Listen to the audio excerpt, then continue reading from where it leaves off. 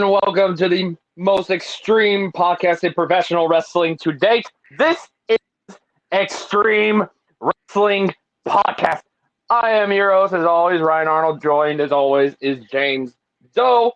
Jeffrey won't be joining us because I have a feeling he's doing a show with his band, I believe, tonight. So he won't. I don't know if he'll be joining us. So if he does join us, it is what it is. But if he doesn't, it's because of that. So, James, what should we talk about today? Because this one's gonna probably be a short one. Controversial stuff that happened yesterday um, is that Selena Vega was released yesterday before SmackDown, and a lot of people have said what was the reasoning, because it's either between her still continuing on doing Twitch even after the edict's been knocked down, or her tweet prior that have her support unionization, which is a controversial thing that's been going on, been wanting since years and years ago. Ryan, thoughts?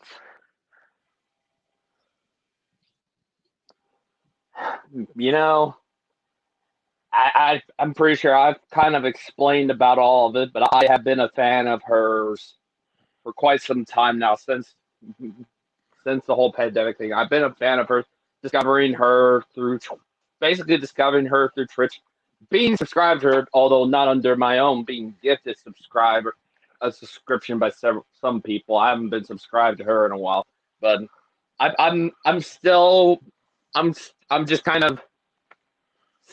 of in shock over all of this, because literally, and one of the things that I've never really gotten to say something about this is I felt like, you know, I wanted to, if there was someone I would have loved to, if I were to get in the business and compete for trying to be the best manager, I would want to compete with her. Obviously, compete with Paul Heyman, but I guess in WWE that probably will never happen, which kind of saddens me a little bit.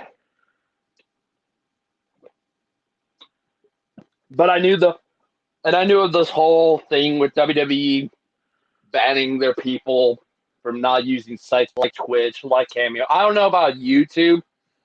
Probably there's not much restrictions on YouTube and stuff like that, so they're free to do videos on there. I'm feeling like, I mean, for Christ's sakes, WWE has a YouTube channel, so I'm like, yeah, go ahead. We allow up, down, down, and stuff like that on there.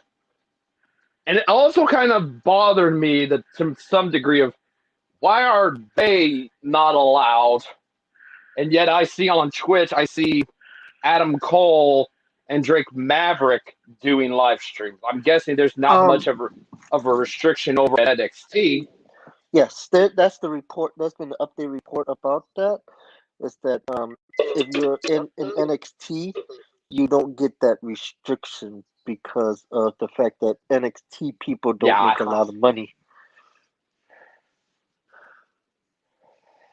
Yeah, that kind of would make sense. But then I've also seen guys like, I see the other ones outside of Adam Cole, Breeze. Breeze is in NXT, but then you have a part of the party over there, Austin Creed and Cesaro, who are on the main roster. But I'm assuming they got basically immunity because of they got the up down thing and stuff, and some of that stuff might go over to the up down channel and stuff. So I feel like they might have immunity and stuff like that. But it made me question as to why the other ones. Why aren't you allowing Aleister Black, Zelina, Paige? It don't make sense to me.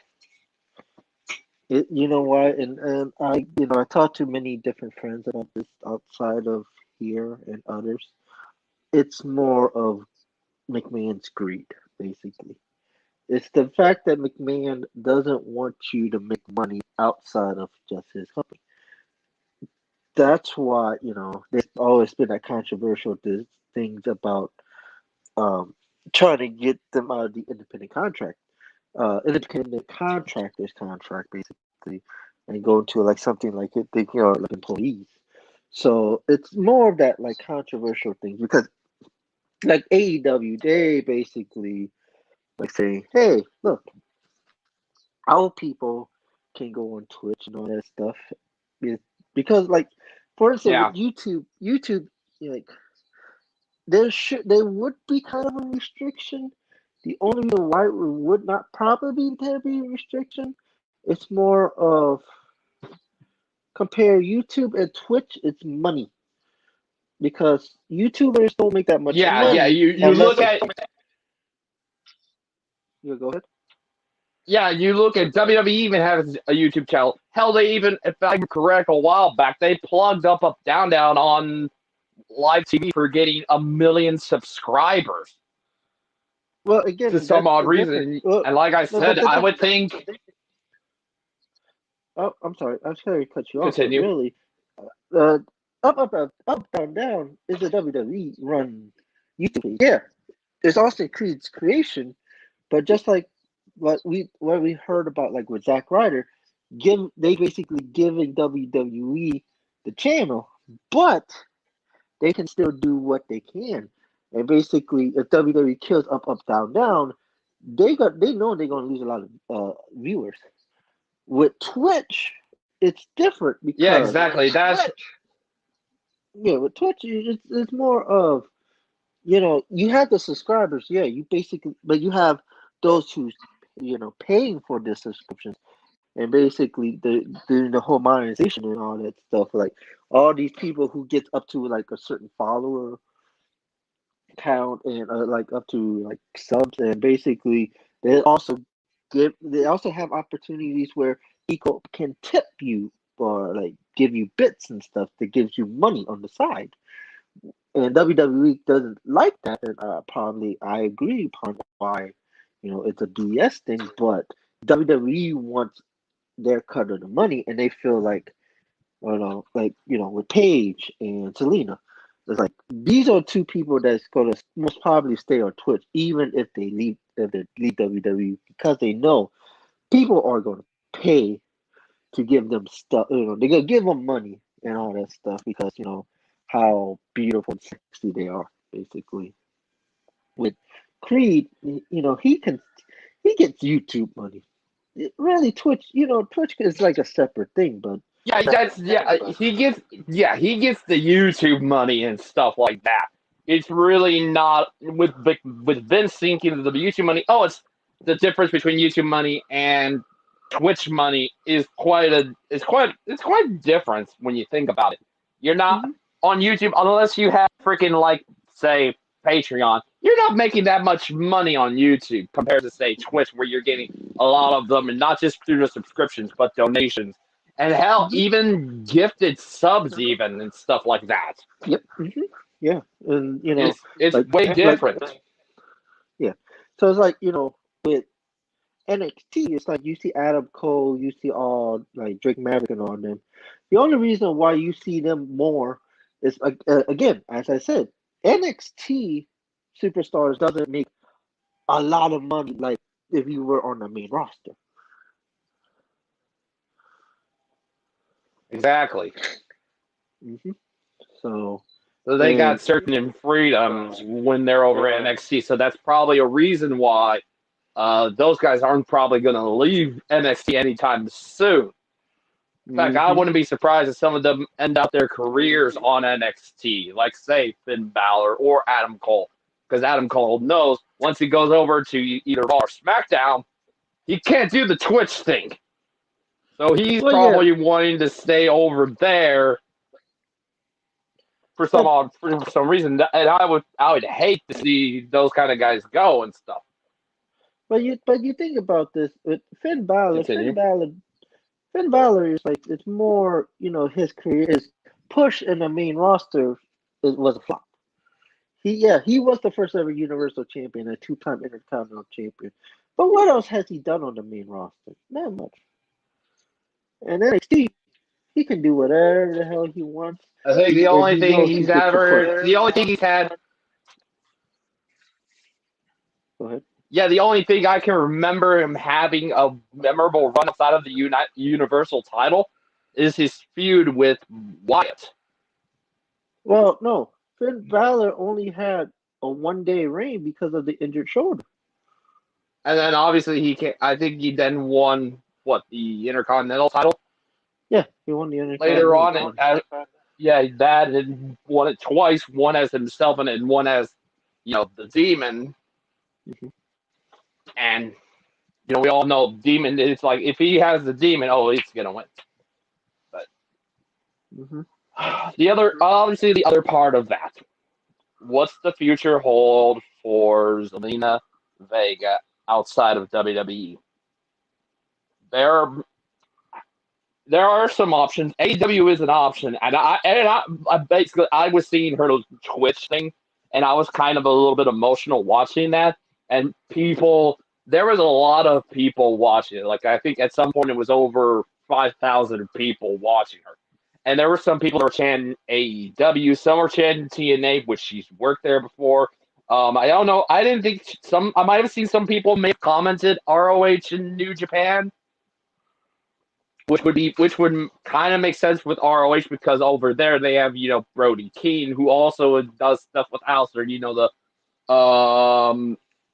Keane and Black dwell on things on Wednesdays on on Zelina Vegas Twitch, but that's only on Um, Wednesdays and stuff. But I would the think that only would. And, the I'm sorry. Um, the only thing I continue. would say about that would be AEW is what everybody would say because let's say this honest, and here's me honest. She's a good wrestler. She's not a great wrestler, but she's a good wrestler. She's a good manager, but AEW would not be a perfect fit for her for one reason.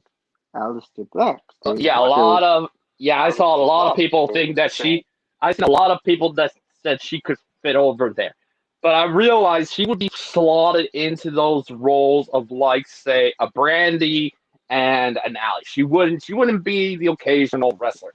You got those kind of people over there. You got your Hikaru Shida, Nyla Rose, freaking Serena But Deeb, who was also again, another ex I, WWE alumni, I and then understand. Thunder Rosa.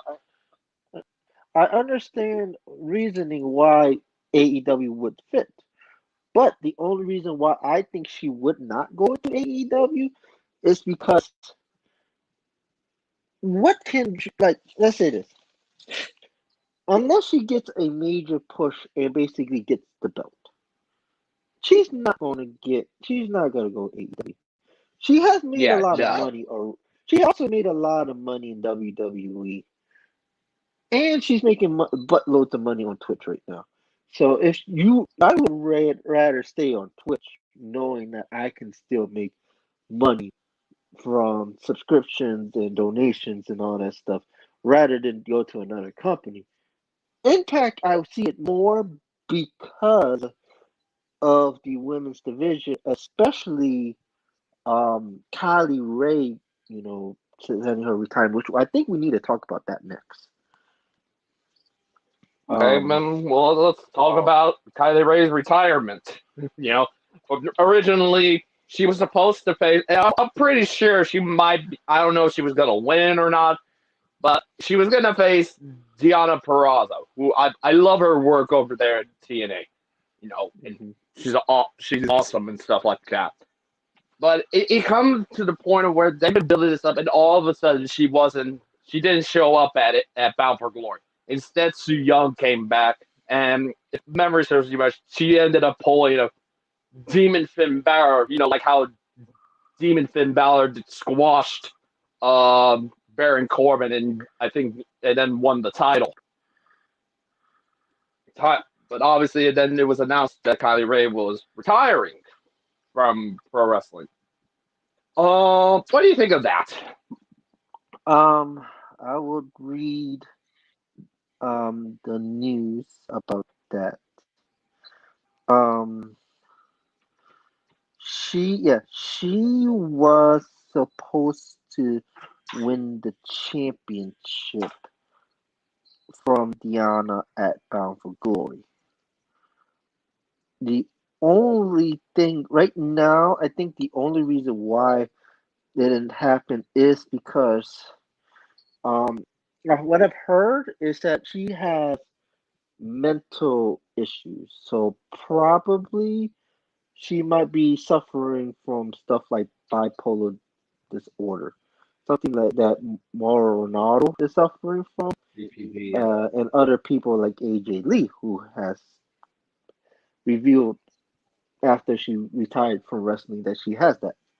So yeah, so basically she was in a big push Wow. with the championship, but because of it, Su Young is basically filling Kylie Ray's shoes. Yeah. And it's also kind of interesting because you also realize Su Young's husband would later win the Impact World title because if I remember correctly, they were having that dispute and that cost Rich Swann his job in WWE. Now look at them; they're both the champions of their respective divisions at this point, which is crazy. Mm-hmm. Oh, Yeah. No, it's weird that what happened, but I think Su Young was going to return no matter what because the whole what was she as her norm Susie, I think was. yeah, the last match she was at Susie, and I think they were slowly but surely starting to turn her Yeah, but I back think the into thing, Su Young. yeah, and I think that's what was going to be the plan was that in the future was that Su Young was going to return as Su Young at another time, but they had to speed it up because of Kylie Ray. Plus, there was also another report that Kylie Ray was supposed to do something major in Triple A in Mexico.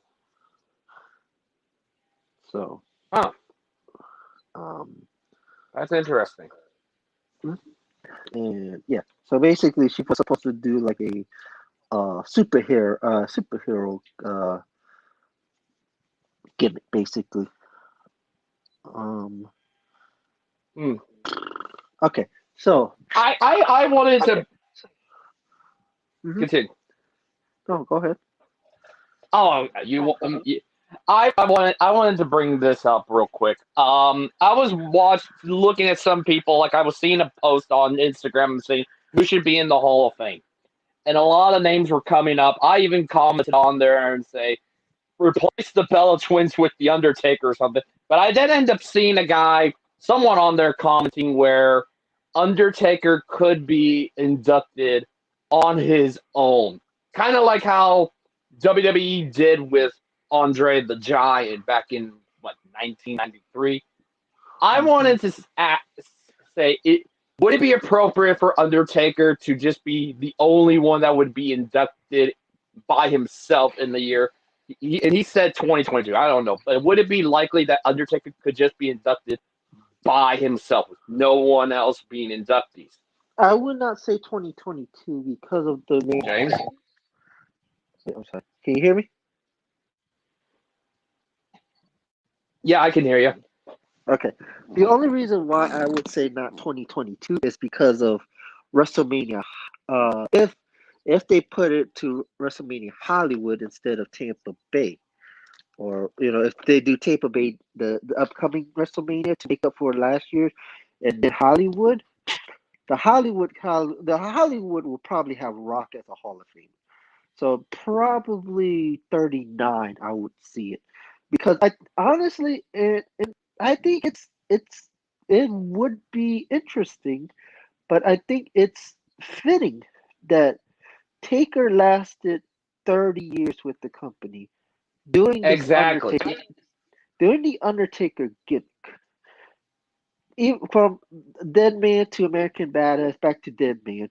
Make a hibernation of American Badass and Dead Man.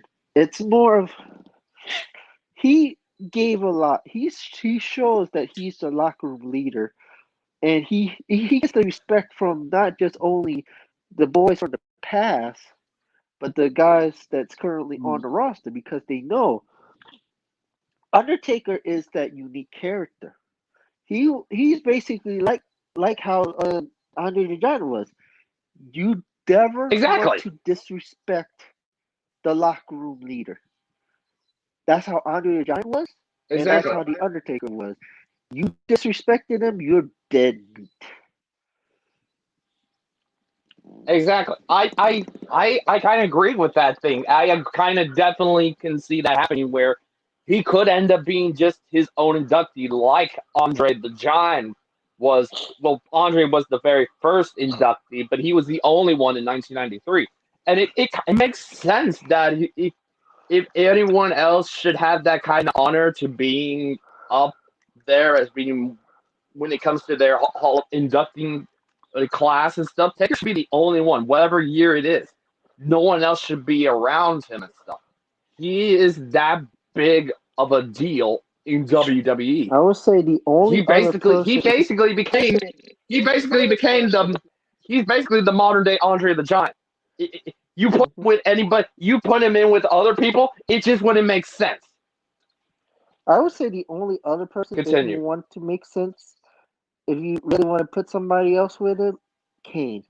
Kane with the whole Brothers of Destruction. Yeah, that would also make sense too. Yeah, but I feel like they might still utilize him after he doesn't probably get reelected as mayor of Knox County or something. They might still use him for matches or something, one-off matches or appearances and stuff like that.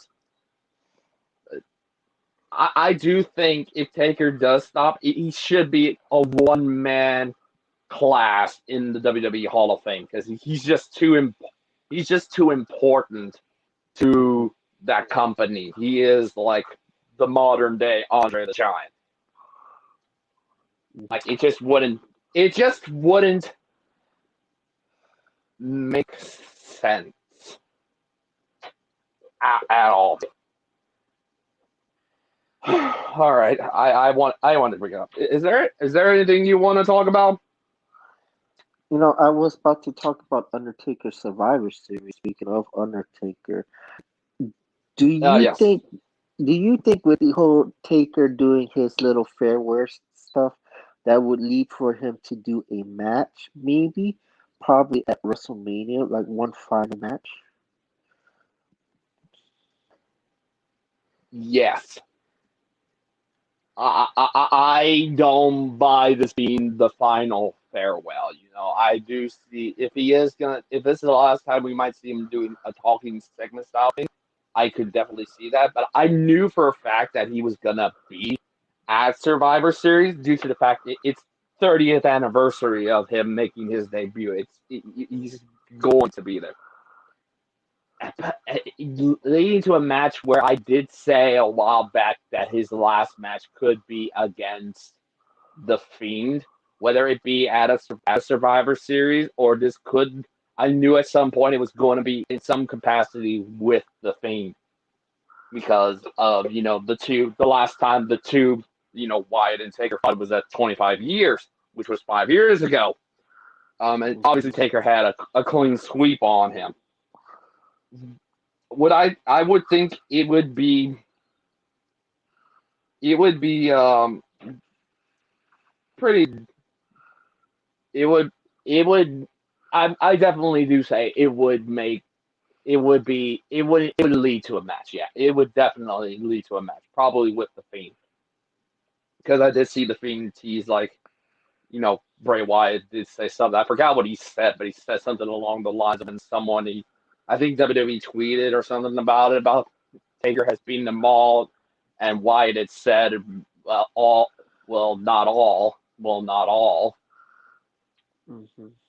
or something along the lines. And it probably imply a match with Taker and the Fiend, which would kind of be interesting because it would be like the two who had the best matches at WrestleMania 36, the Boneyard match and the Firefly Funhouse. Mhm. But it would, I would definitely think it would lead to a match between the two. Yeah, I think so.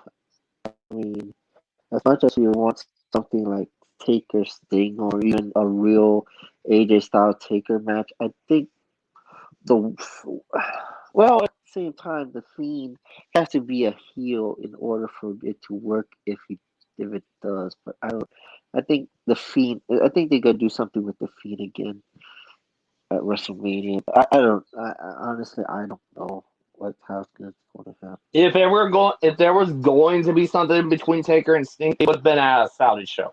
But all of that kind of went out the window when this whole virus thing happened.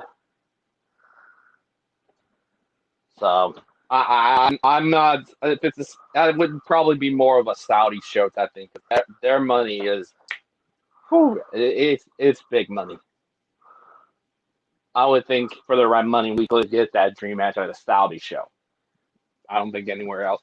But I did think it could lead to a cinematic match. Yeah, I would be surprised if it isn't the Fiend, and it would end up being Sting coming out confronting Taker for a match at WrestleMania, or it being like a Boneyard style match where it could just be a cinematic match. I think I would literally I would lose it if Sting does come out. But I know he's not. But I think it would be really cool to see it happen.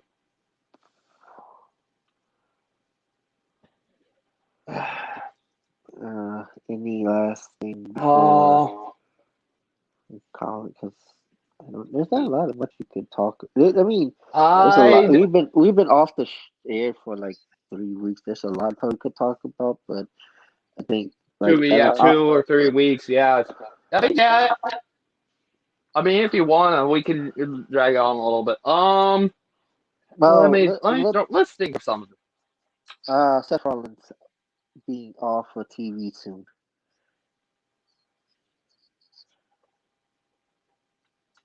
So probably they I knew it say was gonna happen sooner or later. I thought it.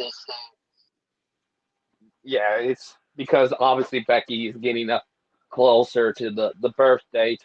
You know, the date where her baby is due and stuff like that. So I think I originally thought that was going to happen at SummerSlam, where he was going to lose to what was it, Dominic, and he was going to go off, and be with Becky. Oh yeah. Um, that's what I thought. But then Seth ended up winning. I'm like, oh, okay, so they're drawing this out a little bit longer. Why are they drawing this out a little bit longer? And Well, then come to find, obviously now knowing that Survivor Series is going to be it for him for a while, and then probably lose. He's probably going to lose to Murphy next Friday, more than likely, and then that will probably be his last singles match. And obviously, he's probably gonna be at Survivor Series. I mean, he's on the team for Christ's sake. Unless they yeah.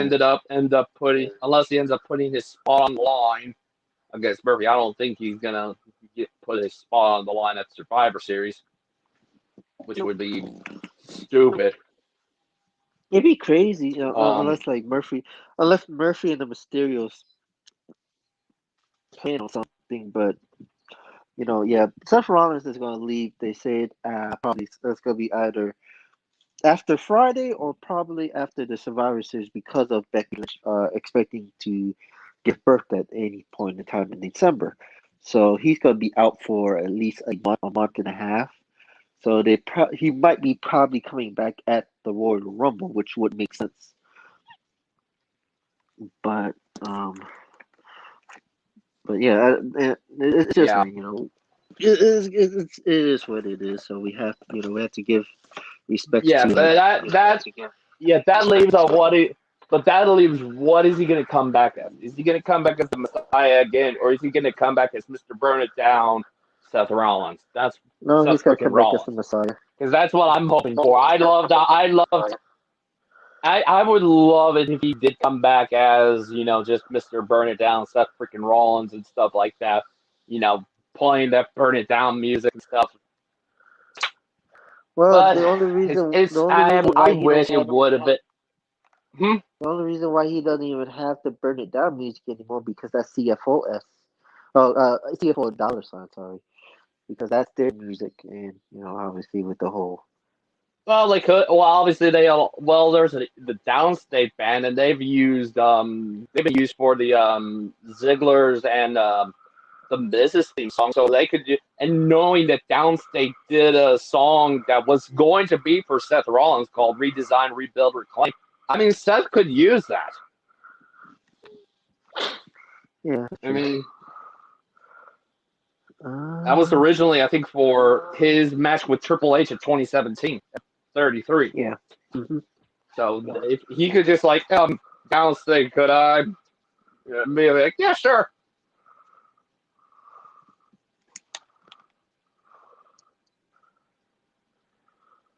And I think that's what I think it'll. But I do think Seth is going to lose Friday. I highly doubt Team SmackDown's going to win.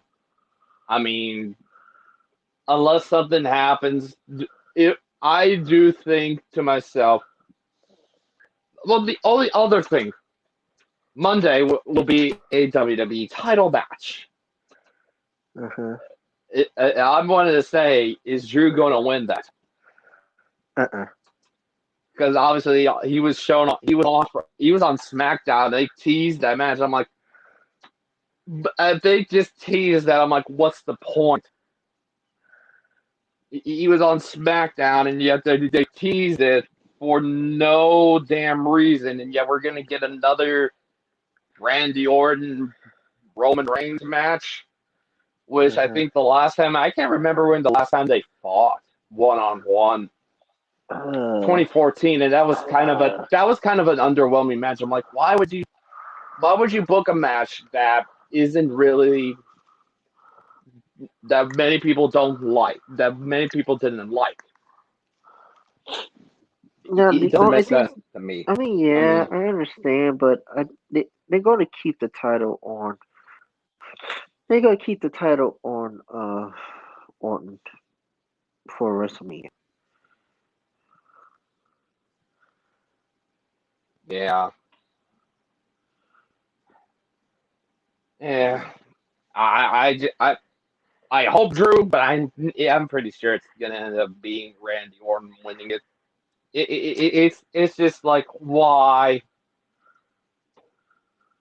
do, if they're gonna have Randy retain, why they tease it then? Like, why did they tease it? It's just like, for no damn reason. They always tease shit. You know that. Yeah, it's typical WWE. Tease something that many people would be invested in, and you don't give it to them. Mm-hmm. Typical WWE. I'm like, yep, we're gonna go over to AEW. Mm-hmm. Because at least we got the Young Bucks versus FTR. I just, honestly, with that match, with that tag team title match, I understand, but I just feel like the Young Bucks doesn't need the championship. Yeah, I think so too. There's so many other good. I mean, their tag division is pretty stacked, and all that. But I'll say this: the best thing that happened on freaking Dynamite was Pac coming back. I freaking love that. Oh, that's good. Let's talk about that. All that let's talk about that. What did that mean for Pac? Yeah, let's talk about that. The UK Open? Is Finn Balor versus Walter gonna happen now? The UK about to go back into a lockdown. So. I'm like, how was he able to get to Florida? I mean, I'm like, how? There's certain situations where there is people that has a work visa can come over to the U.S. I bet you. Yeah.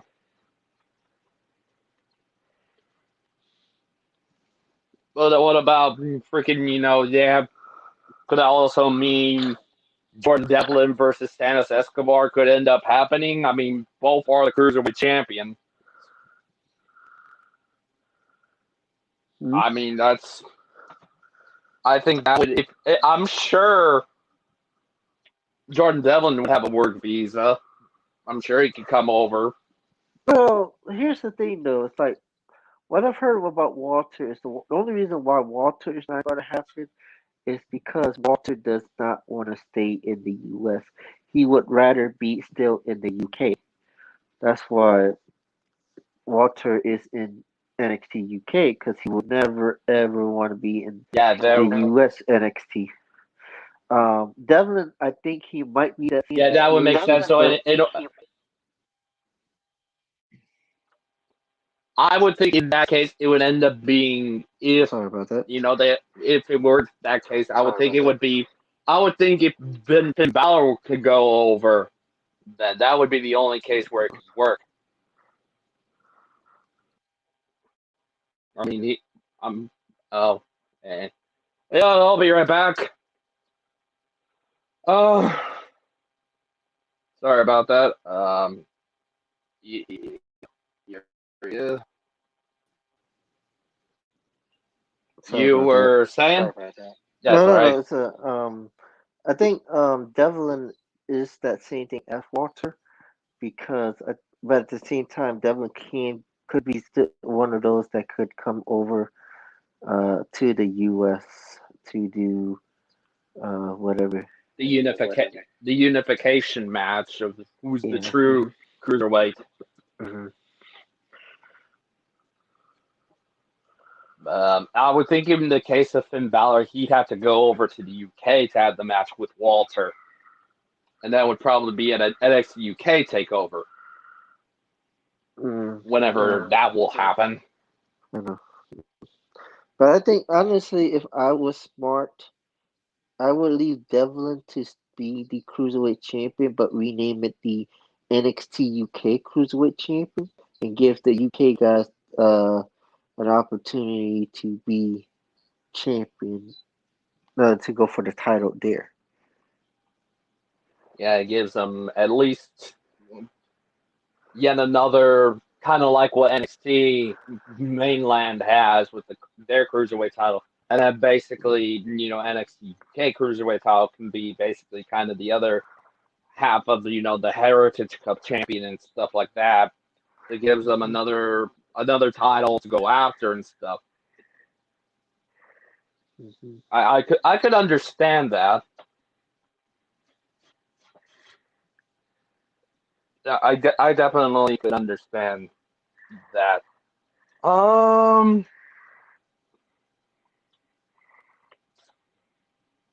wanted to ask about this one. I think this could be the last thing. Do you think The Miz will cash in? Yes. Do I think he's going to win the championship? No. Yeah, probably not. It's like, I don't think. Yeah, if you were going to put the title on him, you could have at least given the briefcase around, say, 20, like that summer 2016 all the way up through 2017 and stuff like that. You could have at least put the title or either the WWE or the Universal title around him at that point. Mm-hmm. It makes freaking sense. Mm-hmm. But instead, you wanted him to have the Intercontinental title and stuff like that. But I would have instantly thought that would have made sense to put any of the world titles around him. But then again, you didn't have Brock Lesnar at the time, and I think to myself, I was going to be a fantasy booking one day.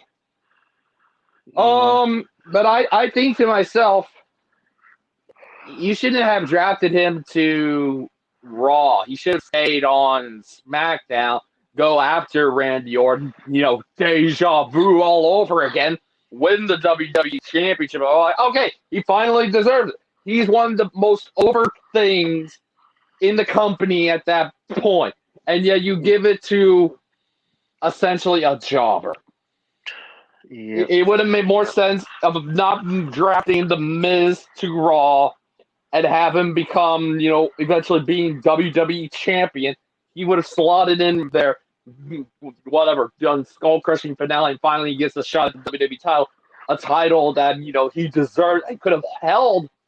I could have easily think he could have held it on to say WrestleMania 34, and there would have been and obviously Daniel Bryan got cleared. Oh my God, there would have been easily there Miz versus Daniel Bryan for the WWE Championship at WrestleMania 34. Oh my God! But the problem with Daniel Bryan returning, and if Miz had the championship at the time, it would have given a problem because of the fact you had AJ Styles and Shinsuke Nakamura for the WWE Championship. So that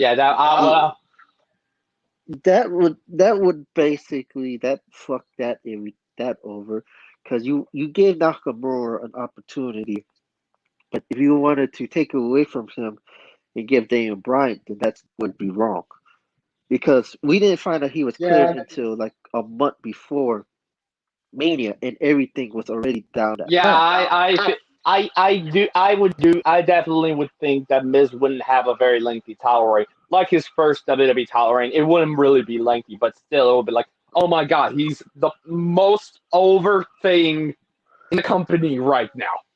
Mm-hmm. You could have at least kept him on SmackDown and have him go after Randy Orton. Like I said, deja vu all over again from 2010. I mean, win his second WWE title, and probably, I would think he would probably either drop it sometime between either at SummerSlam or before Survivor Series, where Ginger's real title reign came to an end at the hands of AJ Styles. And I would have think, that would have been a very interesting match. The Miz versus AJ Styles.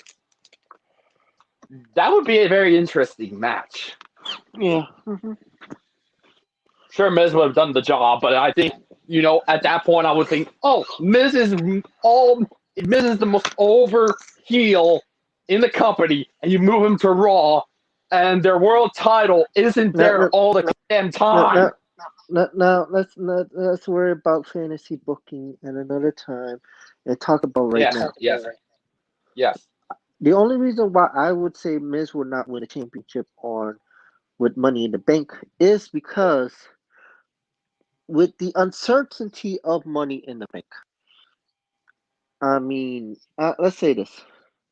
Otis winning the championship, not the championship. The Money in the Bank was a confusing thing in itself. But McMahon probably didn't have anything with going for whoever has Money in the Bank anyway. So let's say this. Orton will probably get his revenge on the Miz. Miz tries to cash in, but Orton gets his revenge and retains the championship. Even though, because let's say this, McIntyre can also get involved, or the Fiend can get involved and get rid of John Morrison. So, yeah, exactly. So in that case, is that the Miz is gonna probably not want to. You're not going to be the WWE champion because of the fact that McMahon would want to keep on with the title until Mania, when he probably gets a rematch against Edge. Either that or Drew McIntyre. Well, no, they said I think there's been reports that they want to Edge, even though McIntyre he could also. You know what? I just thought of something. I do think that at some point, if they have, Edge come back and face Randy Orton, that all but certain makes him gonna win, either be a shoe in to win the Royal Rumble match, which would be, I don't know, that would be impossible. No, hold on. Here, okay, I'll give you the scenario. Okay. A lot of times when they do a WrestleMania build, you probably don't see it immediately, but usually sometimes they start it around the Survivor Series time. Like, remember with Sting and Triple H, right? Yeah. and then there was a few others. But think about this: Drew McIntyre doesn't beat Orton. He doesn't win the WWE Championship. But what if Drew McIntyre wins the Royal Rumble? But instead of going for the WWE Championship, he goes for the Universal Championship. And that tease on SmackDown this past Friday could be Oh, probably a tease for WrestleMania. Because they probably might not be able to get The Rock. Because I think a lot of people want The Rock versus Roman. But what if it's Drew McIntyre versus Roman for the Universal Championship? Drew McIntyre finally gets his true WrestleMania moment in front of a crowd. yeah. I could definitely see that. Yeah, I could definitely see that happening where they obviously do the tease of, like at the closest thing that I could think of when it comes to that is the Becky Lynch Ronda Rousey thing. And they failed to capitalize on that crap. That's the closest I think to myself, wait, we got this. Oh my God, that could happen at WrestleMania. And then, like you said, Becky ended up winning the Rumble. Oh my God, we're getting what we Because want. here's And the thing, obviously that would make, oh my God, yes. but, but, That but, you, scenario but you think again, about, just with, but you think about this. You think about this. The only reason why everybody went Ronda versus Becky is because they couldn't see it at the Survivor Series because Becky got a freaking broken nose from Nia Jax. yeah. So that's why that field got hyped up because of all of that. But that happened around Survivor Series time, so it makes sense. And I will end Yeah. up on that bombshell. Thank you very much. Yep. We will see you whenever we can. Don't know when we'll do it, but yeah. Until then, we will see y'all later.